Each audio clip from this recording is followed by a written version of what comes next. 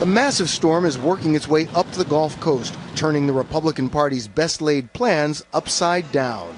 Even though Isaac is passing west of here, the storm's outer bands are still dumping quite a bit of rain on Tampa. Now, the rains have subsided for now, but the city is still under flood watch, and the Republican convention is on storm delay. How big of an impact is Isaac having on this convention? Well, it's yet to be seen just how big overall the impact has been. Obviously, they've already had to scale back the convention from 4 nights to 3.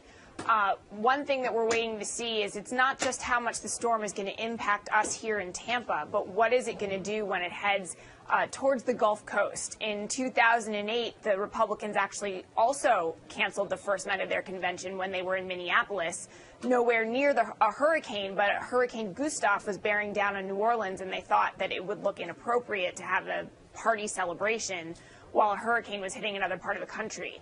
As this storm heads into the Gulf and heads towards the Gulf Coast, the question will be again, is it serious enough that Republicans have to think about scaling back even further so as not to look insensitive? You concerned you might be stranded out here? Well, we certainly hope that's not the case. However, North Carolina Republican Vice Chairman Wayne King says the party isn't worried about wind, it's focused on winning. That's what this is about, and that's what we're the most concerned about, and one day is not going to change that at all. California delegate Denise Nielsen says Isaac can't dampen GOP enthusiasm for Governor Mitt Romney.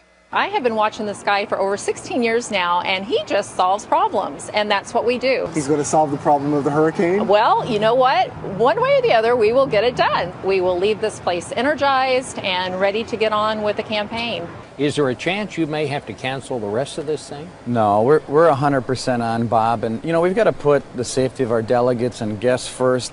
Some of the background here was that we know the tropical storm or hurricane is far off the coast of Tampa.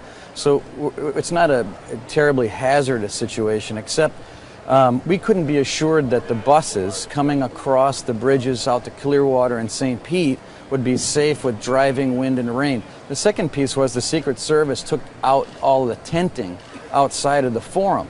So what that meant was fewer entrances, and our guests and delegates would be waiting outside in driving rain.